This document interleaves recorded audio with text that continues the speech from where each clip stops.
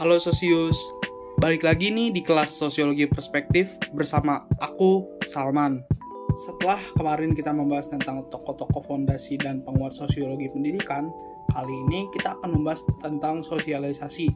Nah, kalian sendiri tahu gak sih apa itu sosialisasi? Menurut Paul B. Horton dan Chester L. Hunt, sosialisasi merupakan proses seseorang dalam menghayati norma-norma kelompok, di mana ia hidup sehingga timbullah diri yang unik. Sedangkan menurut James W. van der Zanden, sosialisasi adalah suatu proses interaksi sosial untuk memperoleh pengetahuan, sikap, nilai, dan perilaku esensial untuk partisipasi efektif dalam masyarakat. Dari beberapa definisi di atas, terdapat dua hal penting dalam sosialisasi, yakni suatu transmisi pengetahuan, sikap, nilai, norma, dan perilaku esensial. Tujuan dari sosialisasi yaitu sesuatu yang diperlukan agar mampu berpartisipasi efektif dalam masyarakat.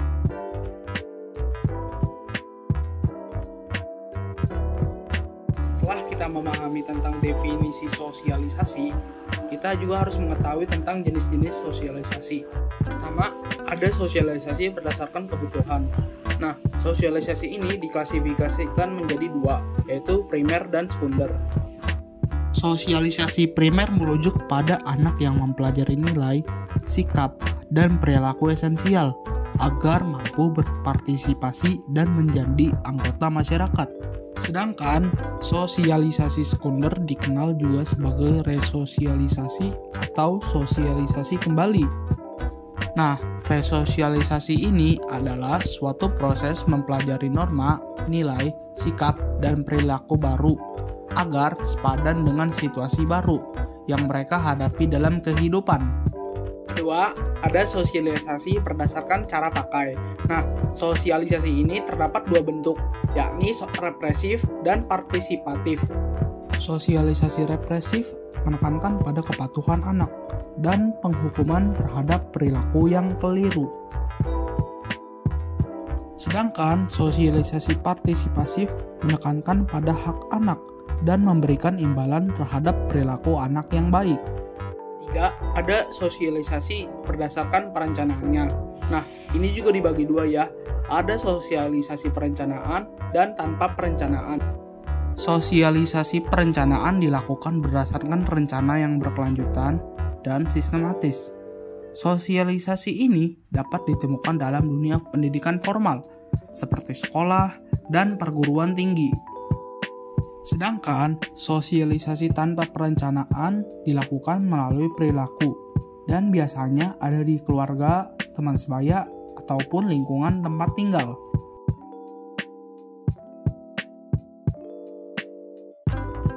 Selanjutnya, kita akan membahas tentang agen sosialisasi yang berperan penting dalam membentuk sikap, nilai, dan pengetahuan. Agen-agen tersebut seperti keluarga, sekolah, kelompok teman sebaya, media massa, agama, lingkungan tempat tinggal, dan tempat kerja.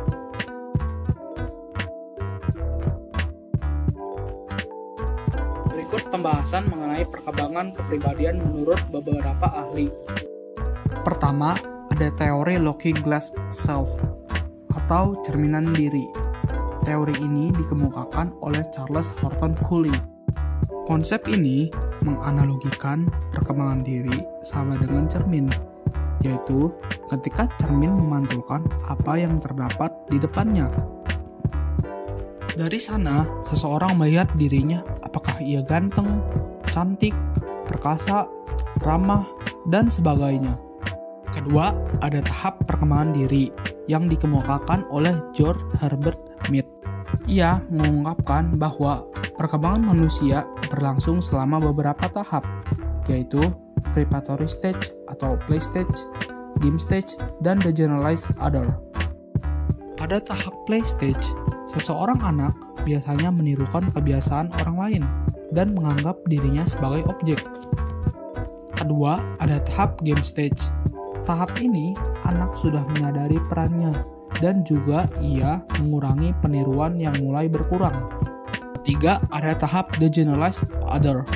Tahap ini, anak sudah mengetahui perannya dan juga telah mengetahui peran yang dijalankan oleh orang lain. Nah, sekarang kalian udah tahu kan tentang pengertian sosialisasi, jenis-jenis sosialisasi, agen sosialisasi, dan perkembangan kepribadian. Oke, see you sosius, sampai jumpa di video selanjutnya.